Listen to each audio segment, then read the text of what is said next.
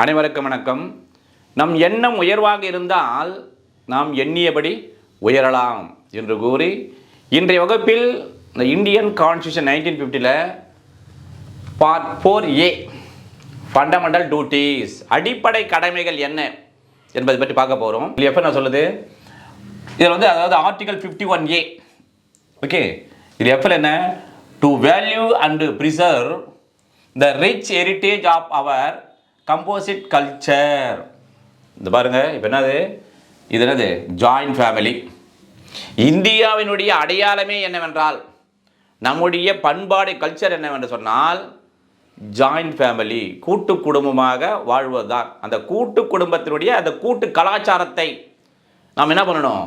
அதை பாதுகாக்கவும் அதே போன்று அதை மதிக்கவும் என்ன செய்யணும்? அது ஒவ்வொரு இந்திய நாட்டினுடைய குடிமகனுடைய கடமை என்று தான் இங்கே 51 எஃப் சொல்கின்றது. அதாவது மிக உயர்ந்த பாரம்பரியம் நம்ம கூட்டு குடும்பம் என்பது.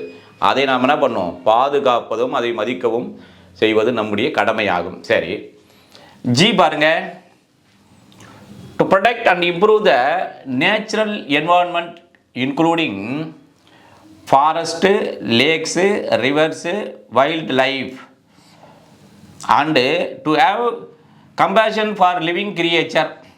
இப்போ என்ன சொல்கிறாங்க? இப்போ இங்கே காடுகள்லாம் இருக்குது.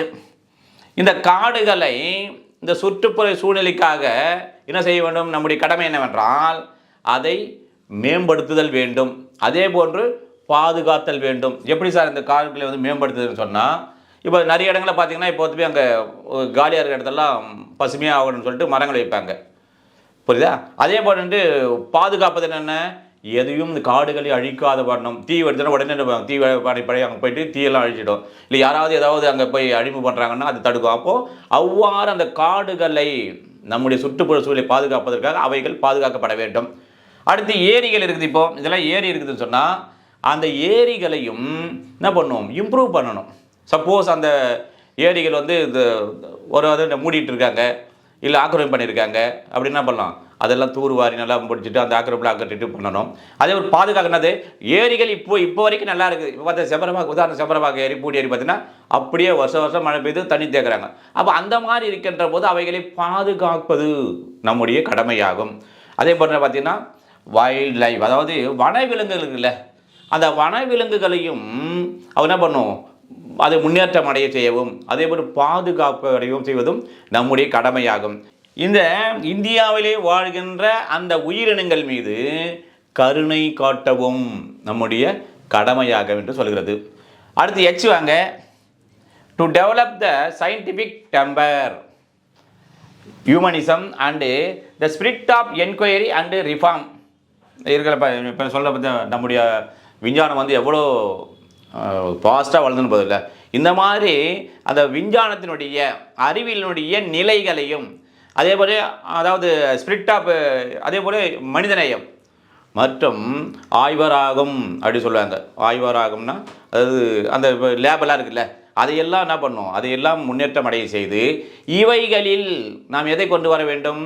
ரிஃபார்ம், சீர்திருத்தங்களை கொண்டு வருவது நம்முடைய கடமையாகும் என்று சொல்லுதான் இந்த எச். இப்போ ஐ என்ன சொல்கிறது? To safeguard public property and to abjure violence. அப்படின்னா சொல்கிறாங்க இருக்குல்ல, இதெல்லாம் பொது சொத்துக்கள். இப்போ நீதிமன்றங்கள், hospital, railway station, post office, இவையெல்லாம் பொது சொத்துக்கள். இந்த பொது சொத்துக்கள் இதையெல்லாம் பாதுகாத்தல் வேண்டும்.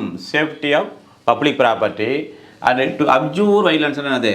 அந்த வன்முறையை விட்டொழிப்பதும் நம்முடைய இந்திய நாட்டினுடைய ஒவ்வொரு குடிமகனுடைய கடமையாகும் என்று சொல்லதான் இந்த ஐ. சரி, ஜே என்ன சொல்லுது என்று சொன்னால், to strive towards excellence in all spheres of individual and collective activity so that the nation constantly rises to higher levels of endeavour and achievement. இப்போ நம்ம படவிலக்கத்தோடு பார்த்தா நமக்கு ஈஸியாக புரியும். இப்போது இந்திய நாடானது ஒரு மிகச்சிறந்த ஒரு மேன்மையுற்று வளர்ச்சி அடைய வேண்டும் என்று சொன்னால் என்ன பண்ணும்?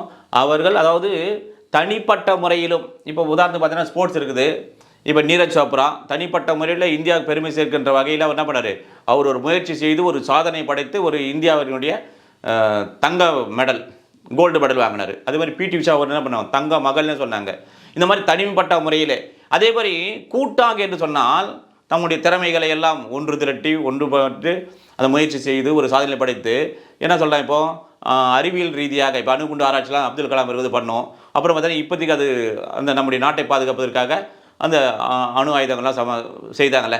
இவ்வாறாக தனிப்பட்ட முறையிலோ இண்டிவிஜுவலோ அல்லது கலெக்டிவாக கூட்டாக சேர்ந்தோ இந்திய தேசத்தினுடைய அந்த மிக உயரிய அந்த நிலை எக்ஸலன்ஸ் அந்த நிலையை அடைவதற்கு இவ்வாறு நாம் முயற்சியும் பாடுபடுதல் வேண்டும் என்று சொல்லுகின்றது.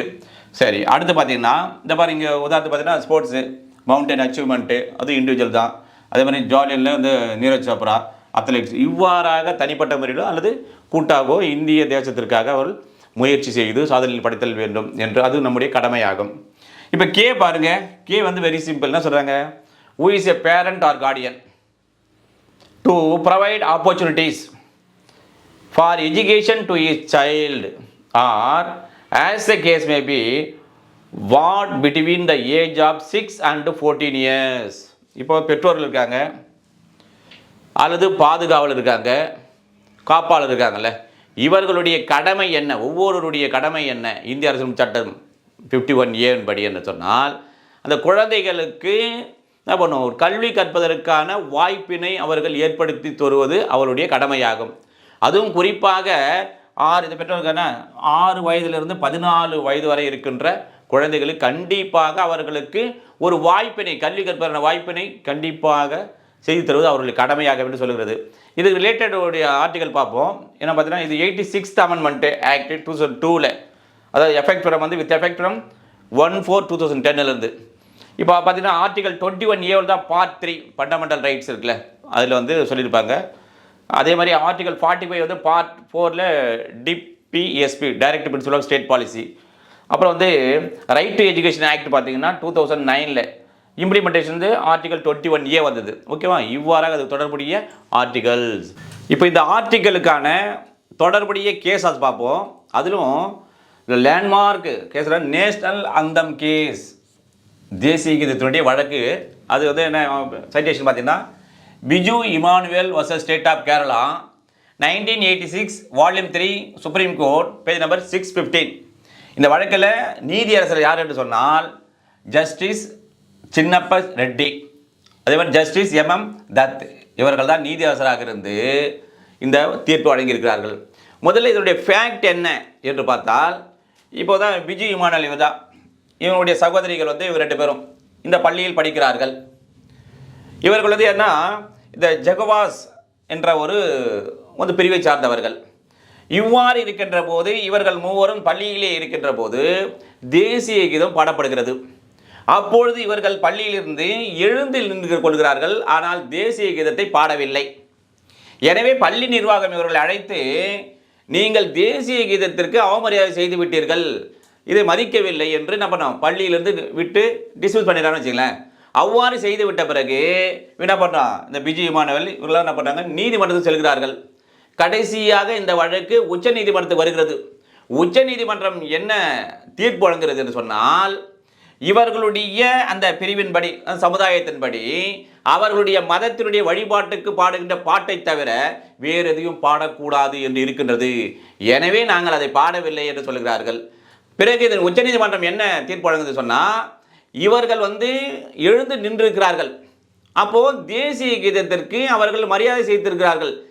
ஆனால் அவர்கள்லாம் பண்ணோம், அவர்கள் பாடவில்லை அந்த பாடலை என்பதாக அது அவமரியாதையாக எடுத்துக்கொள்ளுதல் கூடாது. அதே போன்று இது தேசப்பற்று அல்லாதவர்கள் என்றும் எடுத்துக்கொள்ளுதல் கூடாது என்று தீர்ப்பு வழங்கி என்ன பண்ணாங்க, மீண்டும் இவர்களை அந்த பள்ளியிலே சேர்த்து கொள்ள வேண்டும், ரீஅட்மிட்டட் என்று உச்ச நீதிமன்றமானது தீர்ப்பு வழங்கியது. இது தொடர்புடைய ஆர்டிகல் பார்த்தீங்கன்னு சொன்னால் article 19(1)A freedom of speech expression வரும். அதே மாதிரி ஆர்டிகல் 25(1) இவெல்லாம் ரிலேட்டட் ப்ரொவிஷன்ஸு. அதே போன்ற இன்னொரு விஷயம் என்னவென்றால், இந்த தேசிய கீதத்தை பாடியே ஆக வேண்டும் என்று எந்த சட்டத்திலும் சொல்லப்படவில்லை என்றும் உச்சநீதிமன்றம் இந்த தீர்ப்பில் கூறியிருந்தது. இந்த ஆர்டிகலுக்கான இன்னொரு வழக்கு என்னவென்று சொன்னால், MC Mehta versus union of India and others, 1988 all India reporter 1115. இந்த வழக்கினுடைய நீதி அரசர் யார் என்று சொன்னால் ஜஸ்டிஸ் இஎஸ் வெங்கடராமையா, அதே மாதிரி ஜஸ்டிஸ் கேஎன் சிங். இவர்கள் தான் இந்த வழக்கிலே நீதி அரசர்களாக இருந்து தீர்ப்பு வழங்கினால். என்ன தீர்ப்பு வழங்கினால் சொன்னால், இப்போ ஸ்கூல் இருக்குல்ல, இந்த பள்ளிக்கூடங்கள் இருக்கின்ற போது இந்த பள்ளிக்கூட பாடத்திட்டத்திலேயே என்ன செய்ய வேண்டும், இந்த சுற்றுப்புற சூழலை பற்றி ஒரு பாடமாக வைத்து சிறுவர்களுக்கு போதித்தால்தான் இந்த நாட்டிலே அந்த பசுமை நிலவும் என்று அங்கே தீர்ப்பு வழங்கினார்கள். இப்போ அதே மாதிரி பார்த்தா இந்த எம்சி மேத்தா இருக்கார்ல, இவரை பற்றி நாம் தெரிஞ்சுக்கணும். இவர் யாருன்னு சொன்னால், இந்த பப்ளிக் இன்ட்ரெஸ்ட் லிட்டிகேஷன் பெட்டிஷன் இருக்குல்ல, இது எல்லாம் இவர் தான் இருப்பார். அதுவும் எதற்கு எதிராக சொன்னால், இவருடைய பட்டப்பேர் என்னவென்றால் கிரீன் அவெஞ்சர் ஆஃப் இந்தியா. இந்தியாவினுடைய அந்த பசுமைக்கு எதிராக போராடக்கூடியவர். எங்கெல்லாம் அந்த பசுமை அழிக்கிறாங்க இல்லை சுற்றுப்புற சூழல் எதுனா அங்கெல்லாம் நம்ம உடனே பில் போடக்கூடிய ஒரு தான் இவர் எம்சி மேத்தா என்பவர். இந்த வழக்கு எந்த ஆர்டிகல் தொடர்புடையது நம்ம இதை பார்த்தோம். ஸ்பெசிஃபிக்காக சொல்லணும்னா ஆர்டிகல் 51A ஜி. சரி, இதன் மூலமாக நீதிமன்றமானது என்ன அறிவுறுத்தல்களை பள்ளிக்கூடங்களுக்கு வழங்கியது என்று சொன்னால், அதாவது சுற்றுப்புற சூழலை பாதுகாப்பதற்காக அந்த கல்வி திட்டத்தை என்ன பண்ணும், அந்த பள்ளி பாடங்களிலே சேர்த்தல் வேண்டும். எப்போதான் என்ன பண்ண முடியும், அந்த பசுமையாக இருக்கின்ற அந்த சூழ்நிலைகளை பாதுகாக்க முடியும் என்று அறிவுறுத்தலை எல்லா பள்ளிகளுக்கும் வழங்கிய தீர்ப்பு தான் இந்த தீர்ப்பு. இவ்வாறாக நம்ம கான்ஸ்டியூஷன் படிக்கின்ற போதே இந்த மாதிரி தொடர்புடைய ஆர்டிகல்ஸு என்ன என்பதை விவரமாக படித்திருந்தால் அது நம்முடைய அதை தேர்வு எழுதுகின்ற போது மிகவும் பயனுள்ளதாக இருக்கும் என்று கூறி அடுத்த சந்திப்போம். நன்றி, வணக்கம்.